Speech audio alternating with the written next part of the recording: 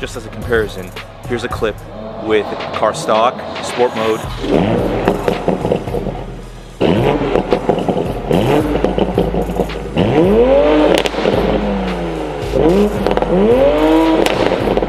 Here's a clip with a car with just the catback in sport mode.